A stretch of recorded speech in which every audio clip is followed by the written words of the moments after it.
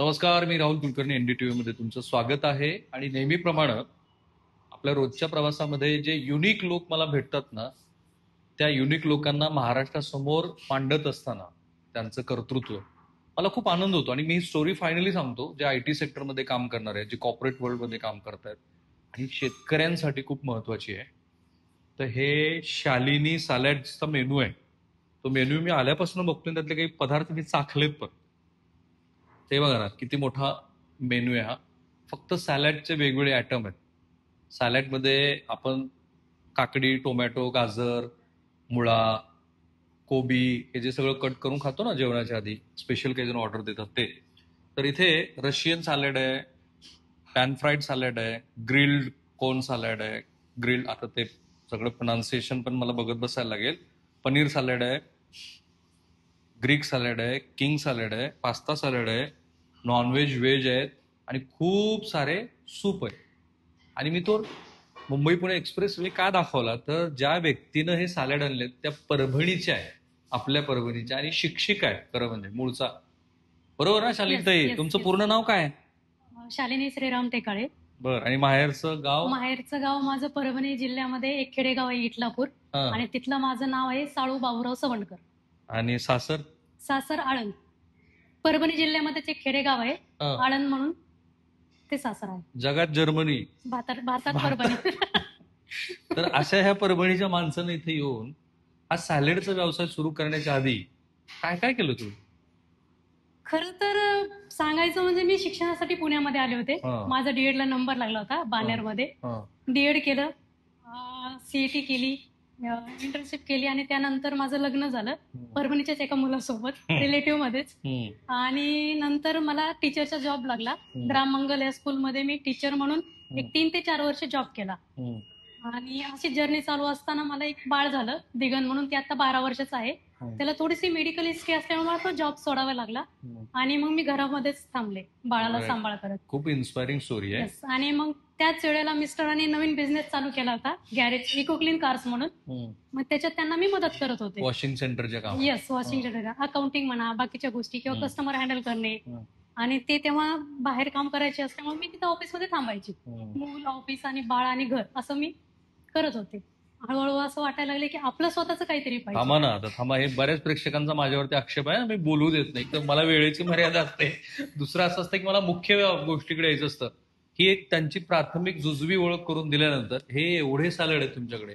किती प्रकारचे सॅलड आहेत? माझ्याकडे 30 ते 32 प्रकारचे सॅलड्स आहेत, व्हेज आणि 30 ते नॉन 32 प्रकारचे? व्हेज आणि नॉन व्हेज मध्ये. जरा 30 प्रकार सांगा बरं, जरा फटफट फटफट. व्हेज मधले आधी सांगा. व्हेज मध्ये रशियन सॅलड आहे, पनीर सॅलड आहे, पनीर ग्रिल सॅलड आहे, पॅन फ्राईड सॅलड आहे, किंग सॅलड आहे, बेजिल पेस्तो सॅलड आहे, किनवा सॅलड आहे, बीटरूट सॅलड आहे, चिकपीस सॅलड आहे, स्प्राउट सॅलड आहे. पण परभणीच्या मुलीला हे सगळे सॅलड बनवायला आले कसे? मी त्याचं ट्रेनिंग घेतलं प्रॉपर. ओके. एक कल्पना सुचली हा व्यवसाय करायची, तेव्हा आधी केलं ट्रेनिंग. आधी थोडासा अभ्यास केला आणि याला प्रोफेशनल टच यावं म्हणून आपण मी युवराज आठवले म्हणून आहेत, जे JW मॅरियट सारख्या मोठ्या हॉटेल्समध्ये आहेत, तर त्यांच्याकडनं मी ते ट्रेनिंग घेतलं एक 7 ते 8 महिने. आणि त्याचा प्रॉपर एक 2 ते 2.5 वर्ष पूर्ण अभ्यास केला. Trial and error. आधी बनवून द्यायचं, फीडबॅक घ्यायचे आणि मग ती टेस्ट डेव्हलप केली आपण इथली. ग्रेट.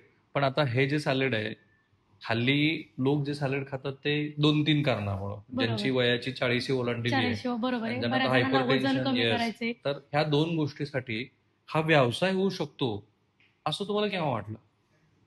एक ट्रिगर पॉइंट काय होता? ट्रिगर पॉइंट म्हणजे मला जेव्हा मी हे स्टार्ट केलं तेव्हा मला असं वाटलं होतं की फक्त हे आपलं वजन कमी करण्यासाठीच आपण हे खातो, पण हे नाही. नंतर जेव्हा मी प्रॉपर याच्यामध्ये उतरले त्यानंतर मला लागली नाही, हे आपण आपली लाईफस्टाईल हेल्दी ठेवण्यासाठी पण आपण याचा खाण्यासाठी उपयोग म्हणून करू शकतो. हे झालं आरोग्यासाठी. पण हे ट्रिगर कसा आलाय, आपण असा हा व्यवसाय करू शकतो? हा व्यवसाय करू शकतो कसा आला? मला कधी तर सुचलं असेल ना. म्हणजे व्यवसायाकडेच वळायचं असं नव्हतं. नवरोबाचं वजन कमी करायचं म्हणून तिथून सुरुवात झाली. ते झाले चालू वजन कमी करायचं म्हणून, की ते घरी सॅलड्स मागवायचे त्यांचं वजन कमी करण्यासाठी. तिथं मला ते जाणवलं की आपण फक्त वजन कमी करण्यासाठीच करतोय. आणि मग मी म्हटलं थांब, मी युट्यूब वरती चेक करायची सॅलड्स रेसिपीज आणि काय काय. त्याला म्हटलं तू तिकडे स्टॉप कर आणि माझं खाऊन. मग त्यांनी त्याच्या सुरुवात झाली. येस, त्यांनी त्याच्या फ्रेंडला पण सांगितलं, फ्रेंडला पण मग आम्ही पाठवले, फीडबॅक घेतले. ते म्हणले तुम्ही हे काहीतरी चालू करू शकता. आता जसं पुण्यामध्ये पण हे खायला 2 वर्ष करायला लागले ना हो तुम्हाला? 2-2.5 वर्षाचा अभ्यास आहे. कारण मला कॅप्सिकमचं नाव पण माहिती नव्हतं सर. जबरदस्त. मला फक्त काकडी, टोमॅटो आणि गाजर हे सोडलं तर काही माहिती नव्हतं. हा. बाकी व्हेजिटेबल्सची माहिती घेता घेता 2 वर्ष लागलेच. की आता ते व्हेजिटेबलची नावं सांगा बरं. हे जे तुम्ही टाकलेत सगळे. येस, काकडी, सॉरी, ब्रोकोली आहे, झुकनी आहे, चेरी टोमॅटो आहे, लेट्यूज आहेत. लेट्यूजचे जवळजवळ 10 प्रकारचे नाव आहेत आपली. लोलो लेट्यूज आहे, ते रोमन तुम्ही लेट्यूज आहे, आईसबर्ग लेट्यूज आहेत.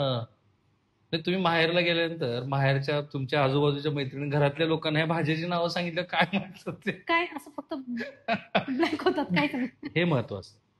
परभणीची एक मुलगी जिचं तसं डीएड झालेलं आहे, ती एक मुलगी येते आणि अशा पद्धतीचा व्यवसाय करू शकते. तो कॉन्फिडन्स आहे. 4 ब्रँच आहेत त्यांच्या पुण्यात.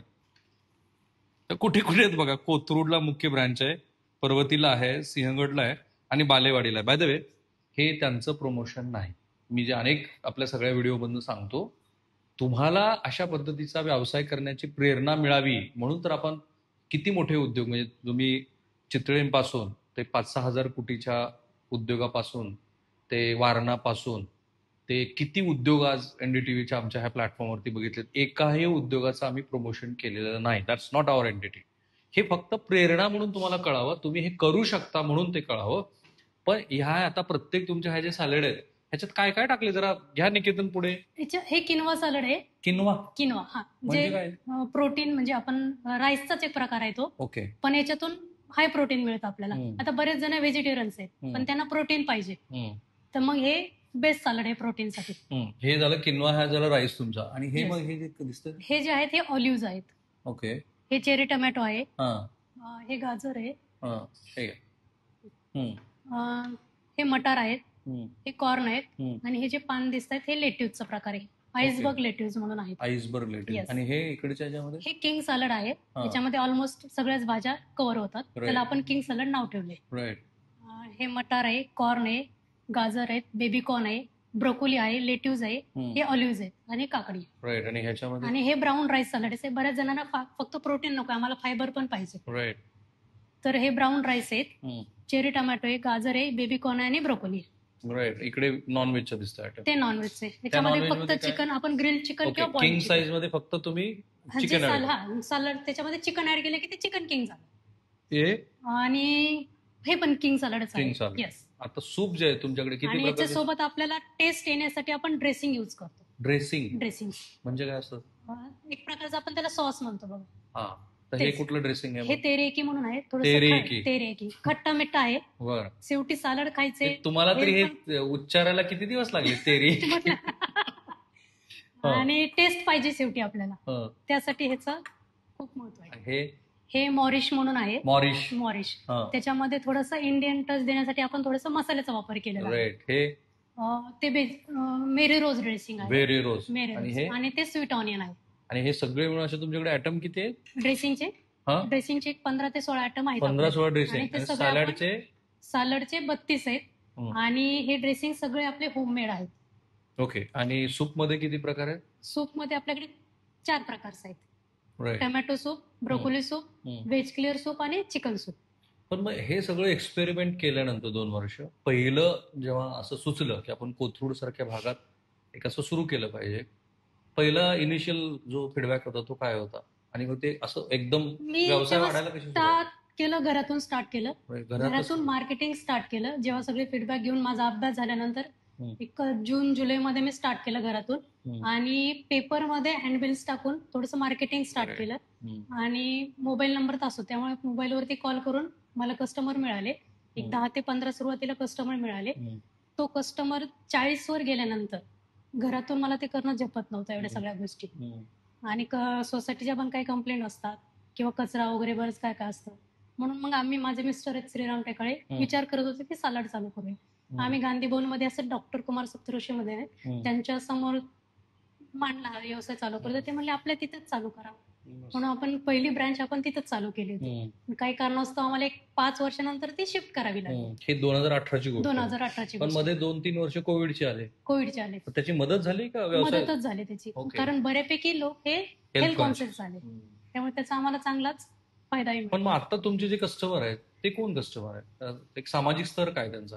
सामाजिक स्तर म्हणण्यापेक्षा ते आता पूर्ण बऱ्यापैकी सेट आहे हा. आणि त्यांना फक्त आर्थिकदृष्ट्या स्थिरावलेले आहे. आर्थिकदृष्ट्या त्यांना स्थिरावले आता आहेत, आपल्या आरोग्याची काळजी आरोग्याची आहे. काळजी घ्यायची आहे, हा. ते पण आहेत. किंवा मग बऱ्याच जणांना की आपलं हेल्थ हम्म. कडे जास्त लक्ष देतो आम्ही, हम्म. ते पण आहे. राईट. पण एक आपली- तुमचं आता ते पलीकडे 19 डेज ट्रान्सफॉर्मेशन चॅलेंज आहे, ते हो. काय आहे? ते माझे म्हणजे आमचे डायटिशियन, आमची टीम आहे, Okay. डायटिशियन, न्यूट्रिशन आणि सॅलड्स हे बनवणार आहे. हम्म.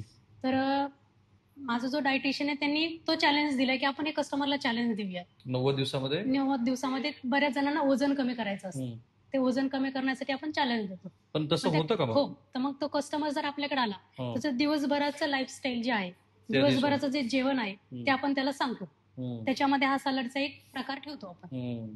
आणि बाकी त्याच्या घरात जे जे अवेलेबल असेल तेच आपण त्याला सांगतो. एक्स्ट्रा काही करायला सांगत नाही. राईट. Yes. आता यांचे हे सगळे सॅलड वगैरे जे आहेत ना, ते स्विगी, झोमॅटो त्याच्यावरती तर उपलब्ध आहेतच. Yes. हो. त्यांचं स्वतःचं एक ऍप आहे आणि त्या ऍपला जाऊन तुम्ही ते त्याच्यावरती काय तुमची जी मागणी असेल ते नोंदवू शकता. मी आता बघितलं की मॉर्निंग आणि इव्हिनिंग अशा दोन्ही वेळेला ते डिलिव्हरी करतात.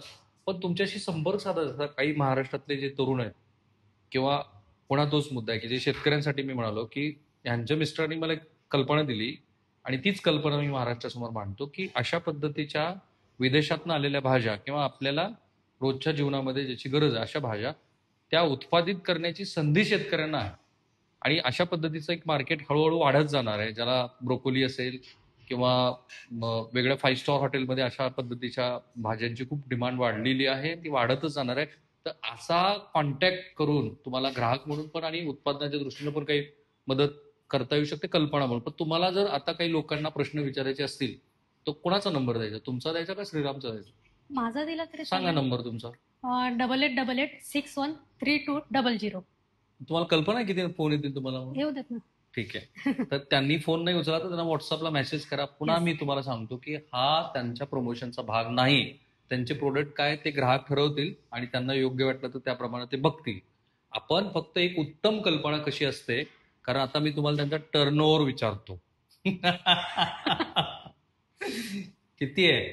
माझा ह्या ब्रँडचा, कोथरूडच्या ब्रँडचा बघितला तर एक 25 ते 30 लाखापर्यंत टर्नओव्हर आहे वार्षिक. आणि 4 ब्रँडचा मिळून 40 ब्रँडचा मिळून एक 50 ते 60 लाखापर्यंत जातो. 60 लाख. Yes. आणि प्रॉफिट ऑफ मार्जिन किती आहे? याच्यात 35 ते 40% तुम्हाला प्रॉफिट मिळतं. एक परभणीची मुलगी येऊन असा काहीतरी विचार डोक्यात घेते, जो समोर चाललेला मार्ग आहे राष्ट्रीय महामार्ग त्याच्यापासून ती कितीतरी दूर अंतरावरची असते, शिकते, अडॅप्ट करते, प्रोनाउन्सिएशन बरोबर करते आणि त्या भाज्या पण आणून त्याची व्यवस्था करते. पण आता प्रेक्षकांना असं वाटेल की भाज्या आणता कुठून तुम्ही? आपले जे वेंडरच ठरले शेतकरी आहेत Right. त्यांच्याकडनं ते उचलतात आणि आम्हाला शेतकऱ्यांना वेंडर वेंडर देतात आणि हा. ते आपल्याकडे आणून देतात. मग आणल्याबरोबर आता भाजी आणली, पुढे हम्म. काय करायचं? आल्यानंतर आपण ते व्यवस्थित वॉश करतो. कसं वॉश करायचं? पाण्यामध्ये, मिठाच्या पाण्यामध्ये, कोमट हम्म. पाण्यामध्ये वॉश करतो हम्म. आणि त्यानंतर ज्या हाफ बॉईल करायच्या त्या व्यास एका साईडला काढतो आणि ज्या Okay. बॉईल करतात, काकडी झालं, कॅप्सिकम झालं, हे बॉईल नाही करत आपण, त्या साईडला काढतो. ओके. त्याचं कटिंग आणि याचं कटिंग, आणि कटिंगचे प्रकार पण आपण बघतोय की साईज वेगवेगळे असतात. हे दिसतं तिथं. हे असं काय करते किंग साईज आणि त्याच्यामुळे. हा. राईट. किंवा तर रशियन सलाड घेतलं तर त्याचे क्यूब मध्ये कटिंग असतं ओके. आणि कटिंग करून भाज्या हाफ बॉईल करतो. ड्रेसिंग बनवलेले असतात, ओके. टिफिन भरायचे आणि पाठवायचे. ड्रेसिंग म्हणजे हे मला बऱ्याच Yes. वेळ लागला ते समजून घ्यायला. आणि रोजच्या ऑर्डर्स किती येतात तुम्हाला? आता माझ्या रोजच्या जे सबस्क्रिप्शन मध्ये जातात ते 100 जातात. ओके. सबस्क्रिप्शन पण आहे? हा. ती काय पद्धत? सबस्क्रिप्शन म्हणजे की मंथली सबस्क्रिप्शन, रोज जसं मेस लावतो आपण मेस तसं? लावतो तसं सेम. असं किती मंथली सबस्क्रिप्शन? आता 100 आहेत माझ्याकडे. आणि त्यांना किती आणि चार्ज करतो आपण? त्यांना आपण व्हेज मध्ये घेतलं तर एक 5,000 पर्यंत जातं, नॉनव्हेज मध्ये घेतलं तर 6,000 पर्यंत म्हणजे जातं. 100 लोक असे तुमच्याकडे आता आहेत की जे दर महिन्याला व्हेज सा- खात असेल तर 5,000 रुपये तुम्हाला पे पे करतायत करतात first आणि time. नॉनव्हेज असेल तर 6,000 रुपये. 6,000 रुपये. Yes. हे रेग्युलर कस्टमर सोडून जे असे स्विगी, झोमॅटो किंवा टेक अवे असते तर ते 50 आपले जातात रोजचे म्हणजे 150 तुम्ही अशा डिलिव्हरी करता. डिलिव्हरी करतो. ह्यासाठी माणसं किती लागतात? एक माझ्याकडे आता 2 स्टाफ आहे, अजून एक मागवलाय. 3 स्टाफ खूप झाला एवढ्या एका लोकांना. शॉपला? एका शॉपला. आणि मग अशा 4 ह्याच्यामध्ये मिळून 2-3 असे आहेतच. तर Right. टोटल मिळून आपल्याकडे 8 ते 9 लोक आहेत. पण हे हॉटेल नाही, आपण जिथे बसलो तिथे कधीतरी Hotel. कोणीतरी येतं. कधीतरी कोणीतरी आता म्हणजे चला आज खूप मूड झालाय सॅलड खायचं, खाऊया. पण त्याचं बेनिफिट तुम्हाला पाहिजे असेल तर रेग्युलर खाल्लं तरच तुम्हाला त्याचं बेनिफिट मिळतं. पण आता ह्या 90 दिवसाचं चॅलेंज असेल किंवा तुमचं हे सॅलड खाल्ल्यामुळं अशी सर्वोत्तम केस स्टडी काय आहे की कुणाचं 90 दिवसामध्ये खूप वजन कमी झालं? अर्थात त्या व्यक्तीच्या बिल पॉवरवर पण ती पण बरंच अवलंबून आहे. हो. असं दिसलं तुम्हाला फीडबॅक मध्ये काय येतं? येत खूप होतं. ड्रास्टिक वजन कमी झालंय? ड्रास्टिक म्हणण्यापेक्षा ते बऱ्यापैकी कमी झाले आणि त्यांची लाईफस्टाईल सुधारली? सुधारली. किती वजन कमी झाल्याचा अनुभव आहे तुम्हाला? आता एक सोनाली आहेत म्हणून त्यांचं 9 किलो काहीतरी कमी झालं 3 महिन्यामध्ये. 3 महिन्यामध्ये 9 किलो. ग्रेट. या श्रीराम. तर त्यांचे यजमान पण आता आपल्या बरोबर आहेत. तेही परभणीचे आहेत. त्यांचा वॉशिंग सेंटरचा व्यवसाय आहे. आणि आता लोक असं म्हणतील, लातूरच्या काही लोकांना असं वाटेल, सोलापुरातल्याला वाटेल, मुंबईतल्याला वाटेल की आपण जरा ही ब्रँच घेतली तर तुमची. मला असं वाटलं की आधी तिथं मार्केट रिसर्च करायला पाहिजे की औरंगाबाद किंवा लातूर सारखी जी शहर आहे ती मेट्रो कॅटेगरीत नाही अजून मोठं. नाही, मुख्य कस्टमर तुमचा मेट्रो कॅटेगरीतला मेट्रो अप्पर हाय क्लास. हाय क्लासमध्ये. त्यामुळे आधी थोडं सर्वे केला तर बरं होईल. कारण कुठलाही व्यवसाय शेवटी आपण पैशासाठी करत असतो. पैसे मिळणार नसतील तर एक्सपेरिमेंट करण्यात काय अर्थ नाही. करेक्ट. म्हणून औरंगाबाद सारख्या ठिकाणी हे चालू शकेल असं मला वाटतं. छत्रपती संभाजीनगर. संभाजीनगर. तर संभाजीनगर मध्ये सुद्धा आम्हाला बरेच इन्क्वायरी आल्या होत्या. तर मी थोडं मार्केट रिसर्च करणार आहे तिकडे. ओके. आणि तिकडे सुरू करण्याचा मी प्रयत्न करणार. आणि मुंबई पुण्यातल्या आणखी भागात ह्या व्यवसायाला किती संधी आहे? याला खूप संधी आहे. म्हणजे आता आम्ही फक्त पुण्याचा जो पश्चिम भाग आहे तो पूर्ण तेवढाच केला आहे. अजून आम्हाला पूर्व भागात जायचंय. तर आता हडपसर आणि मगरसर पट्ट्याचा जो भाग आहे तिकडे आमचं चालू आहे प्लॅन, नवीन ब्रँच. आणि आमचा उद्देश आहे की मुंबईमध्ये अजून आम्ही एक्सपेन्शन करावं. तिकडे त्या दृष्टीनं पण आमचे प्रयत्न चालू आहेत. तर तिकडे पण आता हे लोकवस्तीवरती व्हॅरी करेल. म्हणजे समजा IT पार्क आणि त्या भागामध्ये आता समजा इथेच हिंजवडी आणि त्या भागात, तर तिथे एका अशा पद्धतीच्या एस्टॅब्लिशमेंटला तुलनेनं छत्रपती संभाजीनगरच्या अगेन्स्ट मध्ये किती खर्च येईल? संभाजीनगरात साधारण ह्या एस्टॅब्लिशमेंटला एवढ्या मॅन पॉवरला संभाजीनगरमध्ये जर केलं आपण तर तिकडे 7-8 लाखापर्यंत हे सुरू होऊ शकतं. पण हेच पुण्यात केलं तर एक 15 लाखापर्यंत जाईल. कारण इथे प्रॉपर्टीची आणि बाकी सगळ्यांचीच खूप रेंट पासून सगळ्या गोष्टी महाग आहेत. 15 लाख रुपयापर्यंत इकडे खर्च येऊ शकतो एका इन्स्टॉलेशनला. पण हे पण एक खूप निश मार्केट आहे. त्यामुळे ह्याला खूप मासेस पर्यंत म्हणजे खूप जास्त ब्रँचेस काढले तर मग कुठलीच नाही चालणार. त्यामुळे तुम्हाला तुमचा कस्टमर म्हणजे इथं सुद्धा आम्ही बघितलं तर आमच्या ज्या ब्रँचेस आहेत त्यांचे अंतर आहे 10 किलोमीटरचं. ओके. तर ते मेंटेन ठेवायला पाहिजे. म्हणजे इथं काढली तर मी करीमनगरला काढली तर नाही चालणार. तसं आम्ही ते करतोय. त्या दृष्टीनं तुमचा नंबर सांगा बरं जरा प्रेक्षकांना. माझा नंबर आहे 8888613100. Okay, fine. मी तुमचा नंबर यासाठी सांगितला की सगळे शेतकरी काही हे करणार नाहीत. बरोबर. हे सिलेक्टिव्ह शेतकरी जर तुमच्याशी अप्रोच झाले, प्रयोगशील शेतकरी महाराष्ट्रात खूप आहेत, तर ते काय करू शकतात? ते मी त्यांना एक सांगू शकतो की शेवटी ह्याची डिमांड सुद्धा अजून एवढी मोठी नाही. तर त्यांनी जर एकदमच 10 एकर लावलं तर तेवढी डिमांड नाही. त्यांनी एक्सपेरिमेंट करावा सुरुवातीला 10 एकरमध्ये. आणि मग कारण हे तुम्हाला सप्लाय कंटिन्युअस द्यायचा आहे. म्हणजे 1/2 एकरचा प्लॉट झाला की तो लगेच दुसरा 1/2 एकरचा यायला पाहिजे. असं जर करत गेलं तर त्यांना कंटिन्युअस भाव मिळू शकतो. आणि तो भाव काय असू शकतो? भाव कारण तुम्ही आता विकत जे घेताय ते आता ह्याचे भाव पण सीझन ब्रोकोली जे आहे सीझन वाईज व्हेरी करतात. आता उन्हाळ्यामध्ये हा भाव बऱ्यापैकी खाली आला म्हणजे तो 100 रुपये ते 80 रुपयापर्यंत जातो. पण हा भाव पावसाळ्यात 800 रुपयापर्यंत जातो ब्रोकोली. कारण ही पावसाळ्यामध्ये खूप डॅमेज होते पावसामुळे. पण ज्यांच्याकडे पॉलीहाऊस मध्ये असेल तर मग मात्र त्यावेळेला त्याला चांगला भाव मिळू शकतो. दुसरं आता ह्याच्यामध्ये झुकिनी आहे. आता मी या कृषी प्रदर्शनाला गेलो बारामतीच्या, तिथे बरेच असे डेमो प्लॉट होते आणि बरेच शेतकरी पण तिथे चौकशी करत होते की हे काय आहे, आम्हाला पण घ्यायचंय. तर असं केलं तर, आणि हेच नाही, ह्या भाज्या तुम्ही केल्या तर इथून त्या हैदराबाद, बेंगलोर, मुंबई इथे तुम्ही हे करू शकता, पाठवू शकता. कारण त्याही शहरांमध्ये ही गरज आहे. बेंगलोरमध्ये खूप जास्त जर तुम्ही इथं तयार करून जर पाठवू शकत असाल तर तिकडे शेतकऱ्यांना चांगला भाव मिळेल. ग्रेट. बर. तर मी या ठिकाणी ना श्रीराम यांच्या मताबरोबरच पुढचं माझं मत सांगतो की आता भारत ही जगातल्या सर्वाधिक मधुमेहग्रस्त असलेल्या रुग्णांची दुर्दैवानं राजधानी बनत चाललं. हायपर टेन्शनचे पेशंट, बीपीचे पेशंट, नॉन कम्युनिकेबल डिसीज आपण ज्याला म्हणतो, त्यांचं प्रमाण वाढत चाललंय. मी आजच ICMRचा रिपोर्ट वाचला. महिलांमध्ये कॅन्सर होण्याचं प्रमाण खूप मोठ्या प्रमाणामध्ये आहे. त्याचा दुर्दैवानी मॉर्टॅलिटी सुद्धा आपल्याकडे खूप जास्त आहे. 5 पैकी 3 कॅन्सरग्रस्त पेशंटचा दुर्दैवानी मृत्यू होतो. त्याचं वन ऑफ द रिझन आपल्याकडे उशिरा डायग्नोसिस होतो. त्यामुळं हे अशा पद्धतीचा हेल्थ कॉन्शियसनेस हा वाढतच जाणार. आणि म्हणूनच मला ही संधी वाटली की अशा पद्धतीचा एक व्यवसाय आहे. तुम्हाला फक्त सॅलडच ना, फक्त सॅलड विक्रीचा हा व्यवसाय तुम्ही जरूर करू शकता. त्यासाठी ह्या दोघांना काही प्रश्न विचारायचे असतील तर त्यांच्या व्हॉट्सअपवरती मेसेज करा. त्यांना डायरेक्ट फोन केला तरी काही हरकत नाही. पण एक उत्तम पद्धतीचं कल्पना प्रत्यक्षामध्ये त्याला इंग्रजीत आपण एक्झिक्यूट करणं म्हणतो ते त्यांनी केलेली आहे आणि मला हे फार छान वाटतं. Thank you so much. Thank you sir. Thank you. आनंद वाटला मला. Cameraman Niketan Mane, Sameer Rahul Kulkarni, NDTV Marathi. कोथरूडच आहे ना? Kothrud, heart of the Pune city आणि पुणे.